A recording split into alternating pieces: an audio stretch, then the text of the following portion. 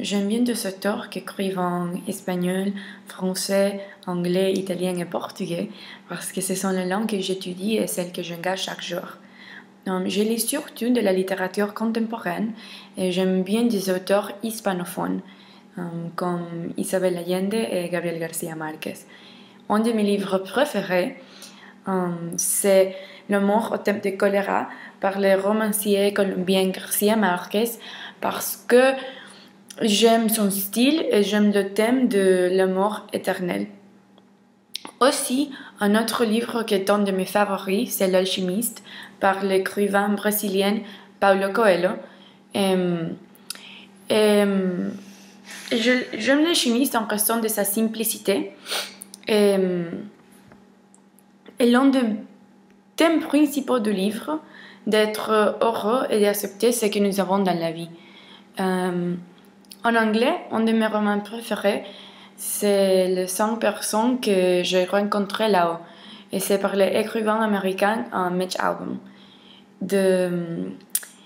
Ces livres, je l'aime beaucoup parce que j'aime l'idée de savoir comment chaque individu a un but précis dans ce monde.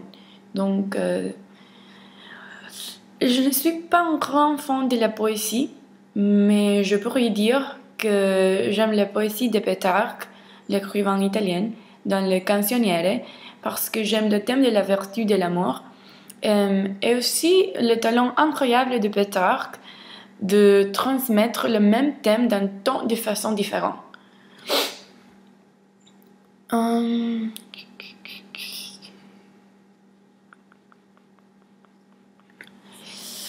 Également en italien, j'aime le roman Cosima de Grazia Deledda. Deledda a été la première femme italienne à recevoir le prix Nobel de la littérature et son roman est une description étonnante de sa vie dans son île natale de la Sardaigne et ses aspirations à devenir un écrivain. En français, j'aime l'écrivain Maria Mappa et son nouvelle Une si longue lettre. Cette nouvelle a changé mon point de vue de la littérature française et m'encourageait à vouloir en savoir plus sur la perspective féministe de la vie dans les pays francophones. Aussi, j'ai récemment découvert un nouvel auteur français que j'adore, l'écrivain franco-sénégalaise Fatou Diom. Et j'aime bien ses nouvelles et aussi son livre Le ventre de l'Atlantique parce que j'aime son thème récurrent de l'identité, de l'exil. Dans ses œuvres, j'aime son humour, son point de vue et surtout ses discussions dans ses œuvres. J'ai vécu dans deux quartiers distants et très différents en grandissant, un dans la petite ville de Caraïwa où je suis née et l'autre à Marietta en Géorgie aux États-Unis où je vis maintenant. En Acariwa, je vivais jusque j'avais 14 ans et là-bas la vie était très différente de ma vie maintenant. Je vivais dans un appartement avec ma famille, dans un complexe d'appartements privés. Dans mon quartier, tout le monde se connaissait et mes amis ont tous vécu dans mon complexe et je jouais avec eux tout le temps. Cependant, la plupart d'entre nous sommes allés à des écoles différentes parce que mais toutes les écoles privées, selon les différents horaires de travail de nos parents, parce que l'école était ou dans la matin jusqu'à l'après-midi ou toute la journée. Toutefois, j'ai une enfance très heureuse et agréable au Venezuela et dans mon quartier à Caraïwa. Depuis que j'avais 14 ans, j'ai vécu à Marietta et la vie ici c'est très différent du Venezuela. La première grande différence est que je vivais dans une maison au lieu d'un appartement. Aussi, tout le monde autour de moi assistait à la même école à cause de la façon dont les districts scolaires publics sont répartis aux États-Unis. Ces changements étaient différents, mais je l'aimais. Cependant, quelque chose que je me souviens très clairement était, lorsque je suis arrivée ici, tout le monde se connaissait et parlait une autre langue que je ne parlais pas, l'anglais. Ces changements étaient très difficiles pour moi pour m'adapter. Toutefois, une fois que j'ai appris l'anglais, tout était mieux. Dans l'ensemble, j'ai eu une enfance très heureuse et saine.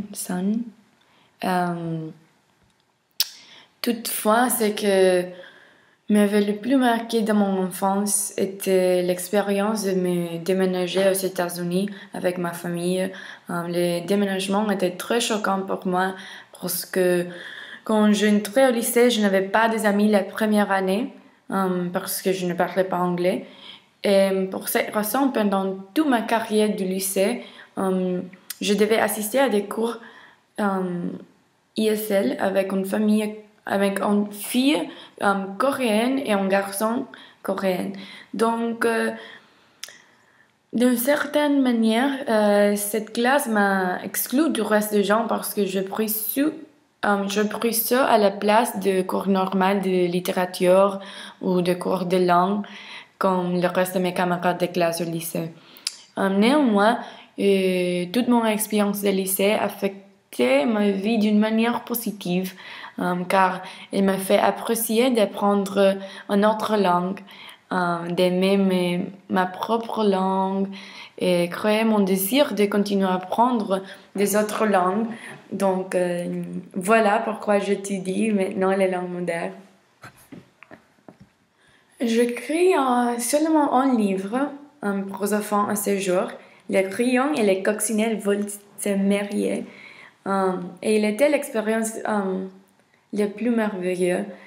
Mon livre est sur un crayon et une coccinelle qui veulent se marier mais ne peuvent pas parce qu'ils doivent choisir entre l'achat d'une maison ou d'avoir une célébration de mariage. Ils ne disposent pas d'assez d'argent pour les deux.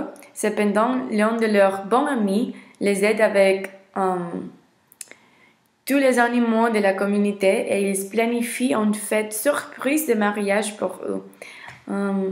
Ainsi, le livre enseigne aux enfants l'importance de travailler ensemble en tant que communauté et l'importance de l'amitié et de l'amour. Donc, c'était une expérience vraiment incroyable d'écrire ce livre.